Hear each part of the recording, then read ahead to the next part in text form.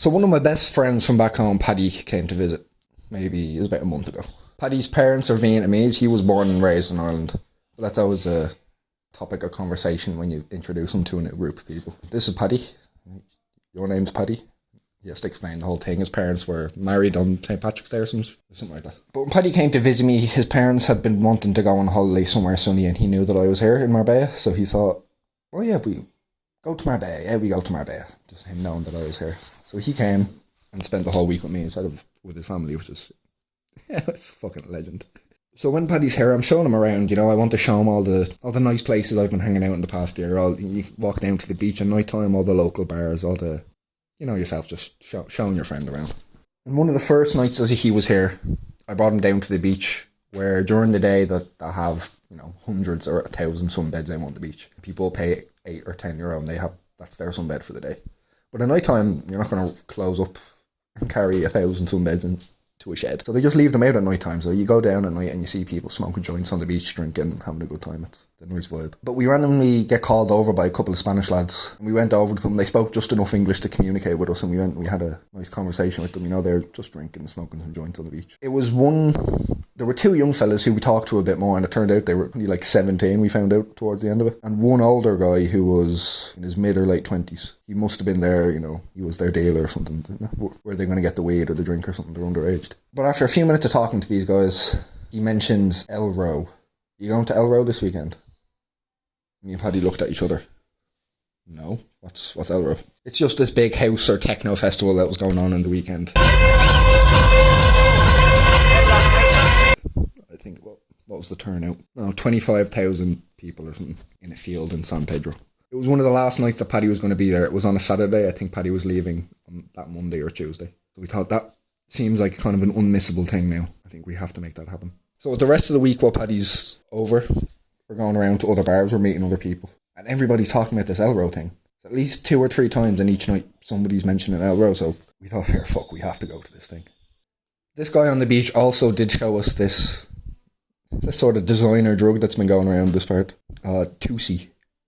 Toosi, I think. That's how I've seen it being texted to people. Pink cocaine, they call it. We had never heard of this now, so we were sceptical. He was trying to give us some right there on the beach, and we thought, we don't know what this stuff is. It's probably not the best idea to take that, So we googled it, and it's not even its own drug. It's just a mix of like MDMA pills or powder crushed up. I don't know why it's pink. Ketamine, fucking fentanyl. They're putting whatever into this stuff, whatever to make it strong. So I thought, okay, not even its own drug. There's no interest.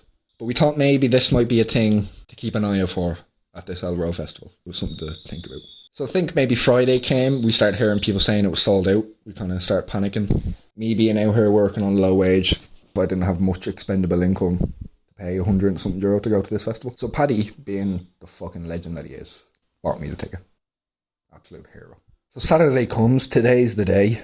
Time to get ready for this festival, and we were so underprepared. Usually when you're going to a big festival like this, you have some friends, you think, we need to gear up, do you know what I mean? We need to get everything ready. What we bring in. I didn't even have a phone charger with me. I walked into the festival with like 35% battery on my phone. Nothing, we didn't go in with any alcohol. I think I had a couple of joints with me or something. We didn't go in already pre-buzzed. We just walked in and thinking, the night will come to us. And the night came to us, fucking. So we get there, different from any festival back home where you're in a field of wet grass. Everything's dirty, everyone's wearing ponchos and willies. This is almost the desert, everything's dusty. Walking through the car park to get to the main area that the festival is in. And everyone, and Americans would call it tailgating, I think. Where everyone's just in the back of their cars with the boots open, drinking, speakers, partying out of the back of the car, and there's thousands of people doing this. So we felt so underprepared and kind of, we didn't know what to expect. We just showed up to this festival and everybody had done this before. You wouldn't get that type of stuff back in Dublin.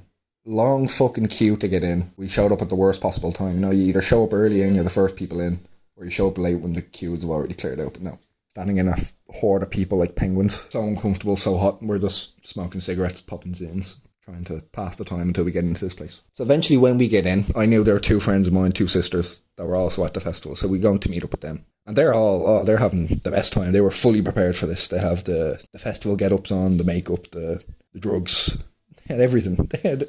They knew what they were doing. They've done this before. It took a while for us to get into it. Like I said, we weren't pre-buzzed. We hadn't brought anything heavy with us. So it took a while to get into it. But just when it was starting to get fun, once people who are on having the buzz of their life, realise that you have nothing with them. They start sharing all the good stuff. And it finally starts getting fun when Paddy realises that his phone is missing. He had a sort of a satchel, a man bag or a purse, whatever the fuck you want, something like this. And his phone wasn't in that for some reason. He'd been keeping it in his short pockets. No zip or nothing on them. Shallow pockets. He had his phone, because it was getting dark out. I knew he had his phone because we used a light. Somebody had dropped a cigarette or a joint or something. So he used his phone to help him find that. So we knew he had it. And then maybe 10, 15 minutes later, we'd walk through the crowd onto the other side of the stage. And that's when he realised he didn't have it. So, okay, you had it 10 minutes ago. We just go back and look for it. So we're walking through the crowd of people in the dark. I have maybe 20% battery on my phone left at this point, and I'm using the torch on my phone to shine on the ground. We get back to the exact spot we were in. We look around. There's a million pieces of confetti on the ground. Giant cannon shooting confetti out.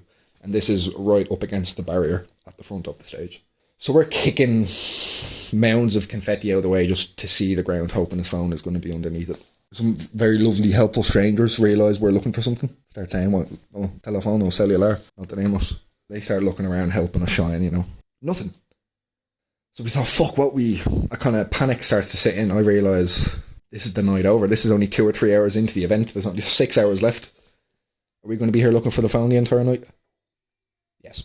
The entire rest of the night was spent bouncing between those few places trying to see if we can find the phone on the ground. Going to the Lost and Found on the other side of the fucking 15-20 minute walk away, other side of the festival.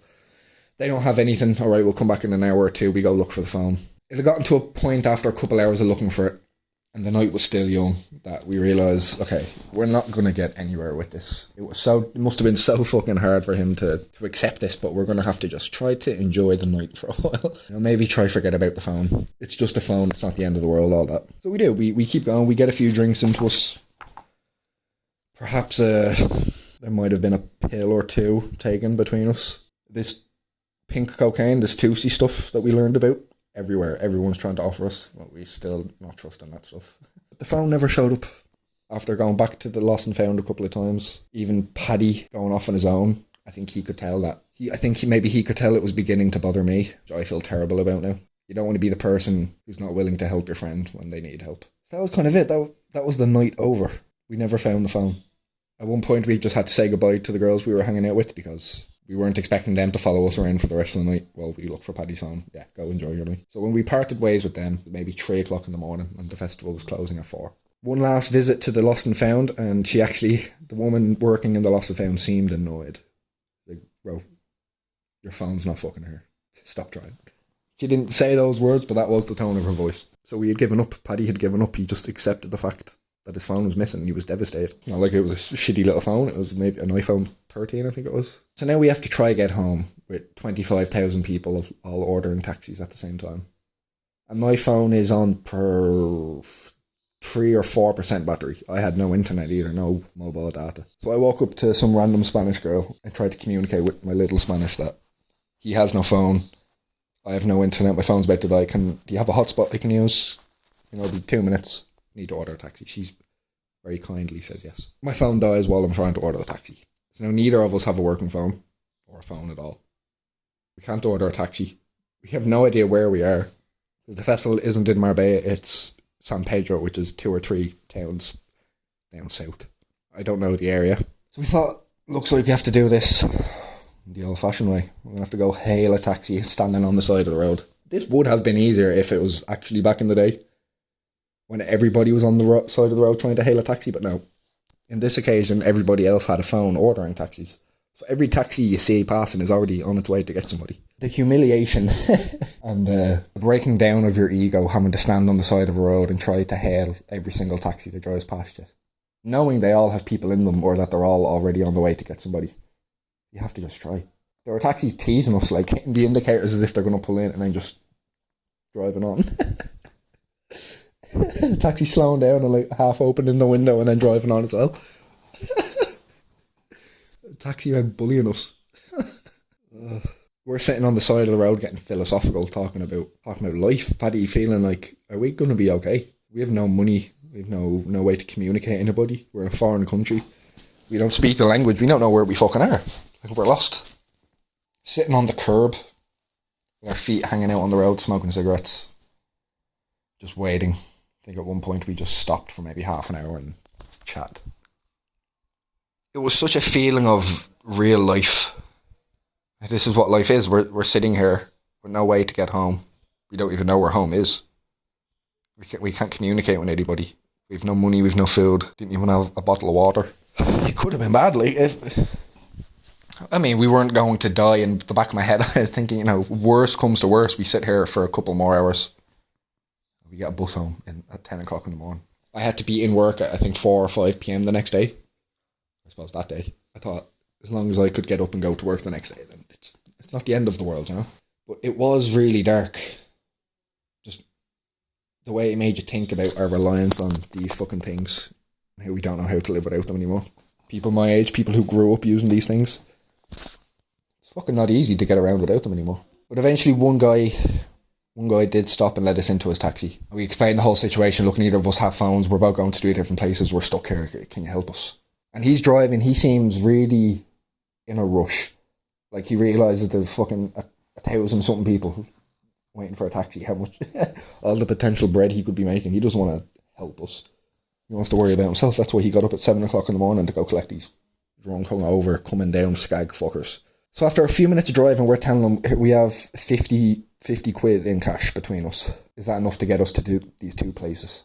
And after like 5 minutes of silence, him rubbing his chin, him telling, ignoring calls on his phone, there's other people looking for taxis, and he's stuck with us. He says, "No, boys, sorry, that's not enough. I'm not bringing you all that way." Pulls up on the side of the road, kicks us out. Didn't charge us for that. We weren't going to fucking give him any money for that. We got out of the road, he drove off. But where he left us was in Portobanús. Which, if anybody knows this area, Marbella, the southern coast of Spain, Portobanús is, how would you put this? People have called it like the Dubai of Europe or the Miami of Europe. It's where all the rich people go. It's where you go down and you see the port has all the yachts in it, all the supercars, all the designer clothes shops, all that shit. So we're standing here dirty, dusty, been awake for the past 20 hours. We've no phones, we're sweating, we're tired and filthy, we're poor. We're trying to hail a taxi, we're covered in dirt, and there's Bentley Continentals and Range Rovers and Porsches and all this stuff driving past us. People, I never felt like more of an alien in my life. Now the good thing is, if it hadn't have been for that guy who drove us halfway home and then kicked us out without charging us, we wouldn't have been able to afford the rest of the trip home. He brought us halfway and then kicked us out. So when we eventually managed to get into a taxi here, it seemed all good. Paddy got dropped off at his house. I got dropped off near mine and walked home. That was that whole experience over. The next day, every taxi I saw or every car with Bolt printed on the side of it. Flashbacks. I had PTSD for 2 days. I couldn't look at a taxi. It really was some experience. Really taught you to be prepared when you're going to these types of places or going to do these types of things. Not the most intense story in the world, but it was fucking one I'm definitely going to remember forever. It was my first time really realising that we're dependent on some things. And that they're not always going to be around. Got to prepare yourself for life.